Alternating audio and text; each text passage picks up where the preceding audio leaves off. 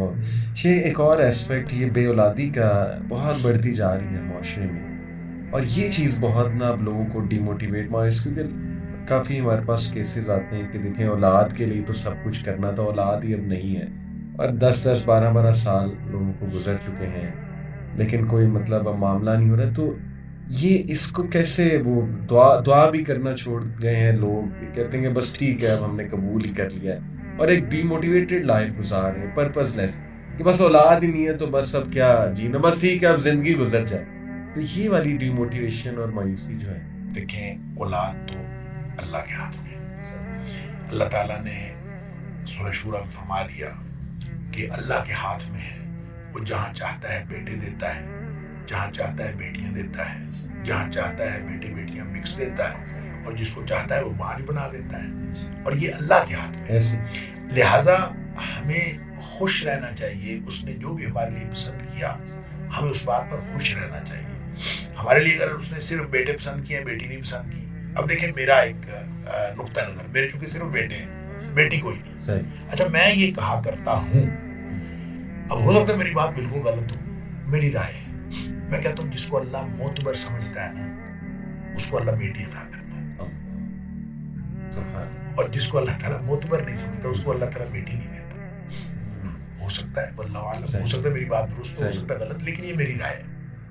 اب اللہ تعالیٰ کس کو بیٹے دینے ہیں کس کو بیٹی دینی ہے کون بیٹا. میرا ایک دوست تھا، اس کی تین بیٹیاں تھیں، اور وہ ہمیشہ یہ کہتا تھا کہ میرے اللہ نے مجھے بیٹیوں کی پرورش کے لیے بہتر سمجھا، تو مجھے اللہ نے بیٹیاں دے دی، اور میرے ذمہ لگایا اللہ نے کہ میں نے بیٹیوں کی پرورش کرنی. اور اس پر پھر جو اجر نبی کریم صلی اللہ علیہ وسلم نے بتایا کہ جو 3 بیٹیوں کی پرورش کرے گا وہ جنت میں جائے گا، 2 بیٹیوں کی پرورش کرے گا جنت میں جائے گا. تو صحابی کہتا ہے کہ لوگوں نے آگے ایک بیٹی کے بارے میں پوچھا نہیں، وگرنہ نبی کریم صلی اللہ علیہ وسلم ایک بیٹی پر بھی یہی اجر بتاتے کہ وہ جنت میں جائے، کہ اگر اس کو نیک صالح تربیت کرتا ہے اور اس کی شادی کر دیتا ہے اور اس کو تربیت کر کے اور سارا کچھ اس کو مکمل کرتا ہے تو انشاءاللہ ایک بیٹی کی پرورش پر اس کو جنت ملے گا. اچھا یہ سارا یہ اس کی تھنکنگ ہے. وہ کہتا تھا مجھے اللہ تعالیٰ نے بیٹی کی پرورش کے لیے بہتر سمجھا، الحمدللہ مجھے اللہ نے بیٹیاں دی. اب یہ ہر ایک کا اپنی سوچ کا انداز ہے. اب اگر سوچنا شروع کر دے کہ مجھے اگر اللہ نے بیٹا بیٹی کچھ بھی نہیں دیا تو آپ یہ سمجھیں کہ اللہ نے مجھے جس قابل سمجھا اللہ نے مجھے نہیں بیٹا بیٹی دی، کوئی بات نہیں. ایک بات. دوسری بات کہ اللہ سے مانگنا منع نہیں ہے، اللہ سے دعا کی جا سکتی ہے. اور ہمیں تو قرآن نے بڑا واضح بتایا کہ ابراہیم نے بھی اللہ سے مانگا، زکریا علیہ السلام نے اللہ سے مانگا، اور جب مانگا اچھا مانگا تو کیسے پتا چلا؟ اب نبی تھے حضرت زکریا علیہ السلام، لیکن کیسے خیال آیا کہ میں مانگ لوں؟ حضرت مریم کے پاس بے موسم پھل ایک، یعنی خالو تھے حضرت مریم کے حضرت زکریا علیہ السلام، تو وہ حجرہ تھا، اس کا ایک ہی دروازہ تھا، اس کی چابی ان کے پاس ہوتی تھی اور کوئی دروازہ نہیں تھا، اور آ کے دیکھتے تو بے موسم پھل ان کے پاس ہوتے. انا لگی ہاتھ مریم یہ کہاں سے آتا ہے؟ اور ان کا اللہ کی طرف سے آتا ہے. سوچا کہ یہ جو بے موسم پھل اس کو دے سکتا ہے اللہ، تو وہ مجھے بڑھاپے میں اولاد بھی دے سکتا ہے. تو مانگ لیا اللہ سے. جب اللہ کی طرف سے خوشخبری ملی بیٹے کی تو اب پریشان ہو گئے کہ میں بوڑھا ہوں، بیوی ماں جائے بیٹا کسے ملے گا. خود ہی حیران ہو گئے. اچھا یہی حال حضرت ابراہیم علیہ السلام کی بیوی کے ساتھ ہوا. اچھا اب جو یہاں زکریا علیہ السلام کا جو تذکرہ اللہ نے جہاں بھی کیا ہے، میں یہاں پہ ایک علاج بتانا چاہتا ہوں لوگوں کو کہ اللہ کریم نے قرآن میں جہاں کہیں زکریا علیہ السلام کے اس بیٹے کا ذکر کیا ہے اور اولاد کا ذکر کیا ہے، اور حضرت زکریا کی اس حیرت کا ذکر کیا ہے کہ میں بوڑھا ہوں، میری بیوی مان جائے میں کیا کروں، ہر مقام پر اللہ نے یہ حکم دیا ہے کہ وَسَبِّحْ بِالْعَشِيِّ وَالْإِبْكَارِ، صبح و شام اللہ کی تسبیح بیان کرا. اور اس سے جو ہے مفسرین نے یہ نقطہ نکالا ہے، اور میں یہ سمجھتا ہوں یہ قرآن کا بیان ہے اور یہ بالکل درست ہے کہ جہاں بے اولادی ہے نا ان کو صبح و شام ایسے اذکار کرنے چاہیے جس میں تسبیح ہے.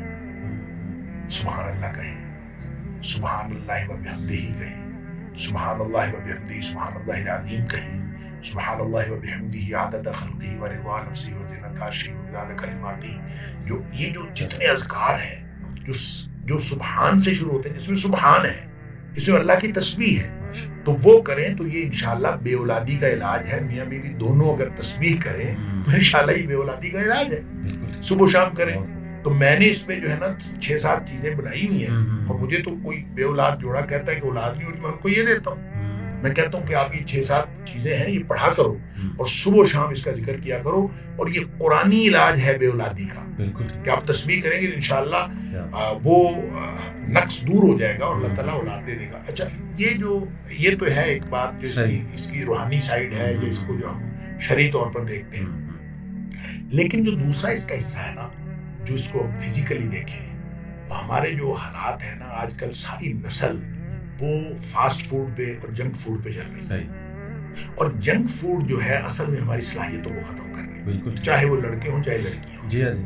اور اس نے جنک فوڈ نے ہمارے بچے بچیوں کو، ان کے اندر یہ صلاحیت ختم کر دی ہے، یا قریب الاختتام ہے. اس لیے جو ہے بے اولادی بڑھتی جا رہی ہے. اور اگر بچے جو ہے دیکھیں، صرف جو خوراک بہتر کرنا اور خوراک بالکل سادہ اور غذائیت والی خوراک لینا. گھر کے اندر روٹی سالن پکتا تھا ہمارے بچپنے میں، تو وہی سب لوگ کھاتے تھے. اور جس کو سالن اچھا نہیں لگتا تھا تو وہ لسی میں مرچیں ڈال کے کھا لیتا تھا. مطلب اس علاوہ یہ آپشن کوئی نہیں. اور میکسیمم جو عیاشی ہوتی تھی وہ یہ ہوتی تھی کہ عصر کے وقت جو ہے وہ دانے بنوا لیے جاتے تھے کڑھائی سے، اور وہ کبھی مکئی کے دانے، کبھی چنے کے دانے، کبھی چاول کو اس کے ساتھ شامل کر دیے، اور یہ دانے بنوا کے وہ ہر چیز میں غذائیت، ہر چیز غذائیت والی. تو آپ اگر روٹی کھائیں گے، جو بھی چیز گھر میں پکی ہے وہ کھائیں، خالص غذا کھائیں. اور اگر بچے اپنی غذا کا اہتمام کریں، اور خاص طور پہ جو نوجوان ابھی جوانی کی دہلیز پر ہیں، تھریشولڈ پر ہیں، ان کو چاہیے کہ وہ اپنی غذا بہتر کریں. اور بچپنے سے بھی ماں باپ کو چاہیے کہ ان کو جو ہے نا یہ جنک فوڈ سے منع کرنا چاہیے. تو بہت کم کریں اس کو، اور غذائیت پہ جو لوگ اپنا اہتمام کریں گے، میرا خیال ہے انشاءاللہ. ایک دوسرا فزیکل ایکٹیویٹی ختم ہوتی جا رہی ہے، اور ہر چیز جو ہے، گاڑیاں آ گئی ہیں، گھر کے اندر گراج سے گاڑی میں بیٹھتے ہیں، اور گاڑی اسکول چھوڑ آتی ہے، گاڑی کالج چھوڑ آتی ہے، گاڑی پہ جاتے ہیں، یا پھر بچے جوان ہوتے ہیں موٹر سائیکل زیادہ. اور اس کے علاوہ یعنی فزیکل ایکٹیویٹی ختم ہوتی ہے. یہ دونوں باتیں ہیں جس نے بے اولادی کو زیادہ کیا ہے. اور اگر بچے نوجوان ان دونوں باتوں کا اہتمام کریں، اپنی غذا اچھی کریں اور اپنی فزیکل ایکٹیویٹی بہتر کریں، تو حالات بہتر ہو سکتے ہیں. میں عرض کروں 2-3 کیسز تو ہماری فیملی میں میرے سامنے ہوئے ہیں. اچھا. کہ آپ جا کے مشورہ کرتے ہیں لیڈی ڈاکٹر کے ساتھ کہ یہ مسئلہ ہے، تو وہ صرف ایکسرسائز بتاتی ہے، ایسی کچھ بھی نہیں. وہ کہتے ہیں تھوڑا سا ویٹ لوز کریں، تھوڑی سی ایکسرسائز کریں، آپ کو کچھ نہیں ہے تو آپ کنسیو کر لیں گی، کوئی مسئلہ نہیں ہے. تو ایسا ہو جاتا ہے. لہٰذا اس کا مطلب یہ ہوا کہ اپنی فزیکل فٹنس کا خیال رکھیں، لڑکا بھی لڑکی بھی، اور ساتھ اپنی غذا کا خیال رکھیں، اور دوسرا اللہ پر اعتماد رکھیں، اللہ سے مانگتے رہیں. اور تسبیح جس میں اللہ تعالیٰ کی پاکیزگی کا بیان ہے، اس کو کریں تو انشاءاللہ یہ بے اولادی ختم ہو سکتی ہے، اور اللہ تعالیٰ اولاد عطا